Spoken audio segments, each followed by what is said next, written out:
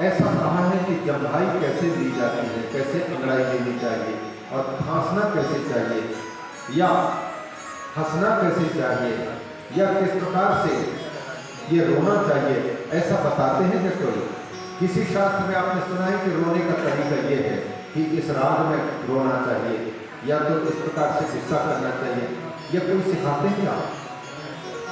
ये सहज ही जानते हैं, हम अंगड़ाइया जानते हैं, जम्भाई देना जानते हैं, छींक सहज ही है, जानते हैं, इसलिए शास्त्र इनका वर्णन नहीं करते। शास्त्र उन बातों का वर्णन करते हैं जिन बातों को हम जानते नहीं हैं लेकिन जानना चाहिए और जान करके जीवन में उनको अपनाना चाहिए। अपनाने से हमारा जीवन सुखमय बनेगा, उन बातों को शास्त्र कहते हैं। बहुत सी चीजें हम सुनकर के ही जाने हैं लेकिन फिर भी उनमें फिर अब सुधार की जरूरत पड़ती है, समय के अनुसार उनके सुधार की बातें हैं।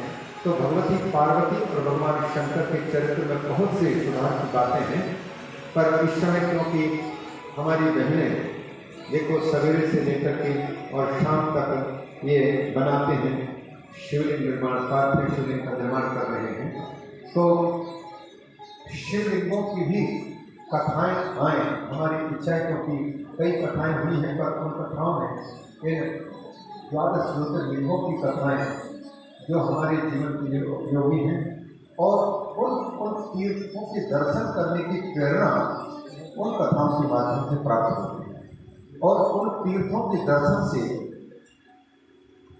हमें क्या लाभ मिलता है यह भी जानकारी में आता है।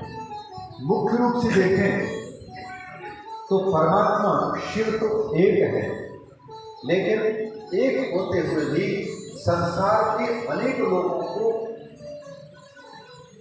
हित करने की दृष्टि से अनेक रूप भगवान ने धारण किए हैं।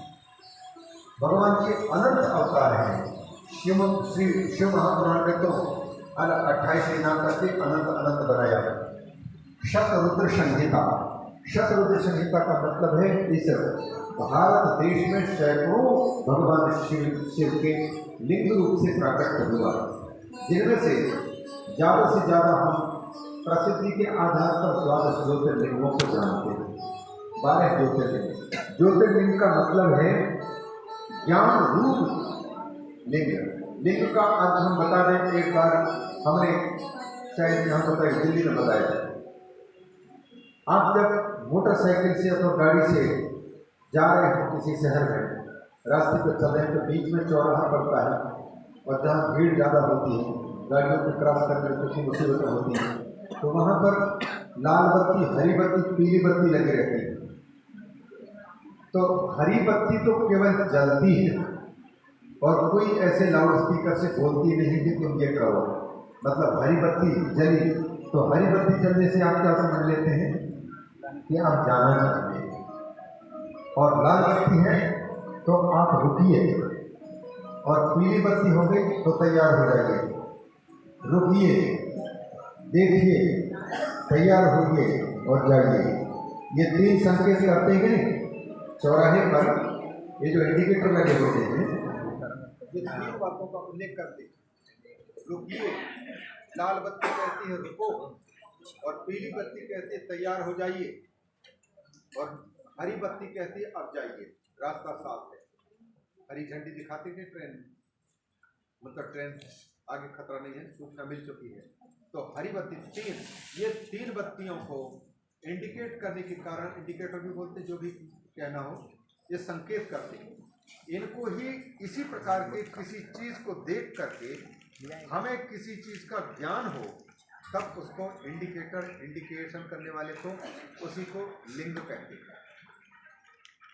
छिपे हुए अर्थ को जो संकेत करे उसको लिंग कहा गया है। जैसे आप यहाँ सब बैठे हुए हैं और गेट के पास में जूते चप्पल खुले पड़े हुए हैं, तो सड़क से कोई भी व्यक्ति गुजरेगा, आपके उन जूते चप्पलों को देखेगा, तो क्या उसको अंदाज नहीं होगा कि बहुत लोग बैठे हुए हैं अंदर। दूसरी बात, बैनर लगा हुआ है और बाहर से आवाज़ भी हो रही है, तो आवाज़ सुनने वाले को बैनर लगे को देखकर और अंदर में जूते चप्पलों को देख करके व्यक्तियों को किसी को भी मालूम पड़ जाएगा कि अंदर में बहुत से लोग बैठे हुए, या तो कोई कार्यक्रम हो रहा है या तो फिर कोई ना कोई मीटिंग हो रही, कुछ ना कुछ, अगर बैनर में नहीं पड़ा है तो ये मालूम पड़ेगा कि नहीं। किसी घर में दरवाजे के पास में जूते चप्पल पड़े हैं और दरवाज़ा ऐसे ही लुढ़का पड़ा हुआ है, छिड़क भी नहीं लगी, बाहर से ताला नहीं लगा, तो हम लोग समझ जाते हैं कि नहीं घर में कोई है, मालूम पड़ता है कि नहीं। ये भगवान, आप तो ऐसे जम जाते जैसे फ्रिज में कुल्फी जम गई हो।